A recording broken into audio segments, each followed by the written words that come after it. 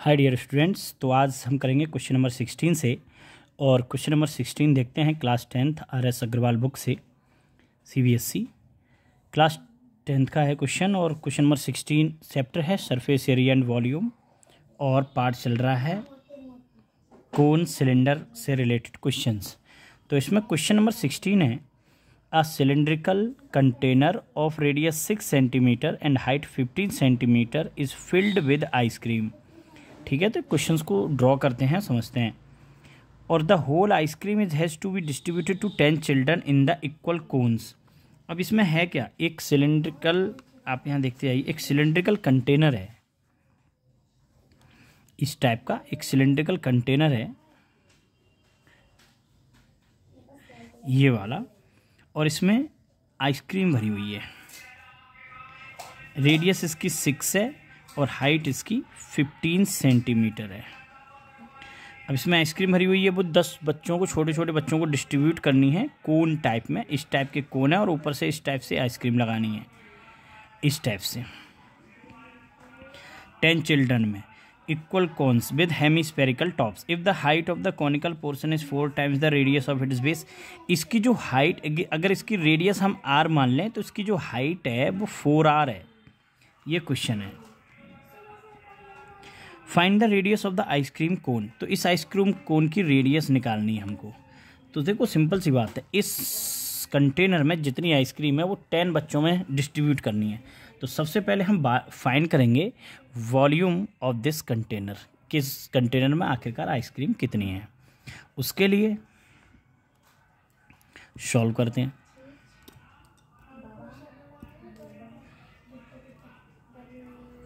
यहाँ पर जो कंटेनर की हाइट है वो 15 सेंटीमीटर है एंड कंटेनर्स की जो रेडियस है वो 6 सेंटीमीटर है।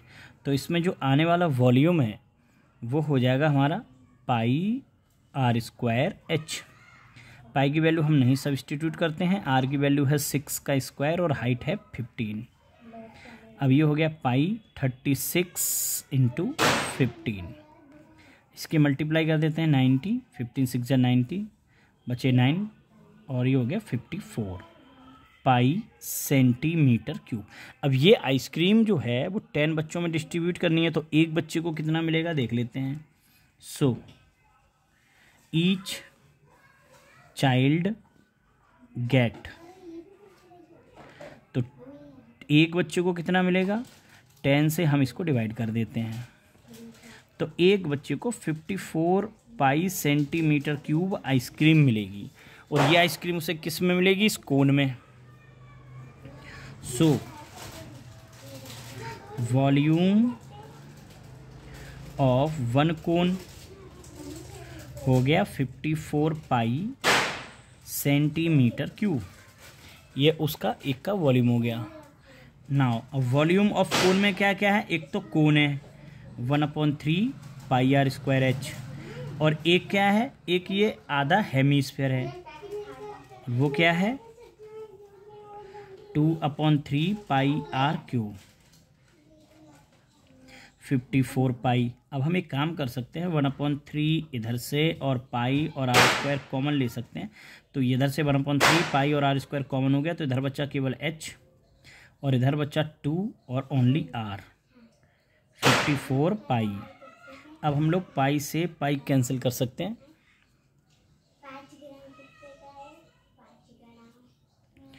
देन r स्क्वायर की वैल्यू निकालनी हम लोगों को।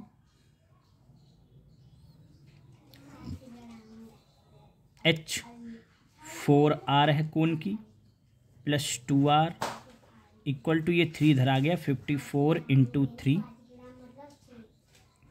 यहाँ कर लेते हैं कैलकुलेशन बाकी।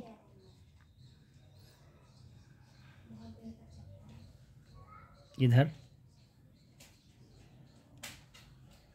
ये थोड़ा और बढ़ा लेते हैं, ऐसे ये हो गया आपका 6r,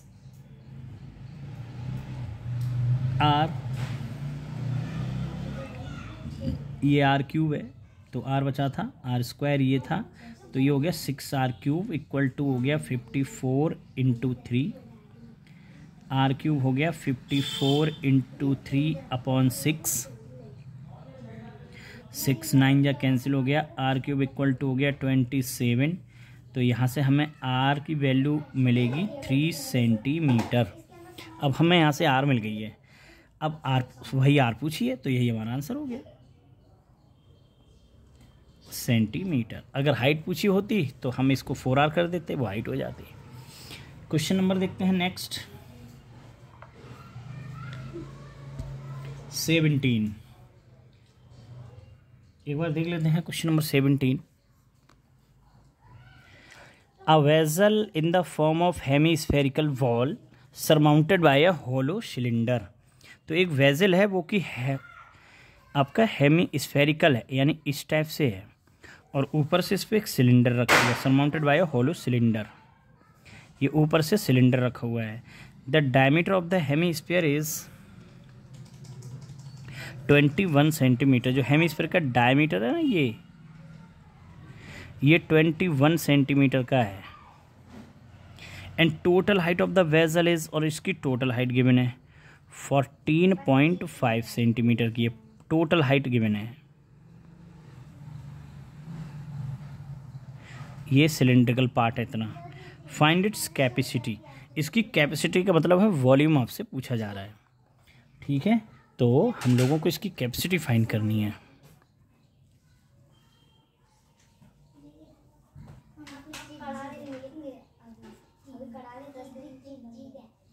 तो इसको क्वेश्चन को एक बार फिर समझ लेते हैं कि क्वेश्चन ये है कि हेमीस्फेरिकल एक वॉल है जिसका डायमीटर 21 है, ये डायमीटर 21 सेंटीमीटर है, और इसकी टोटल हाइट 14.5 सेंटीमीटर है।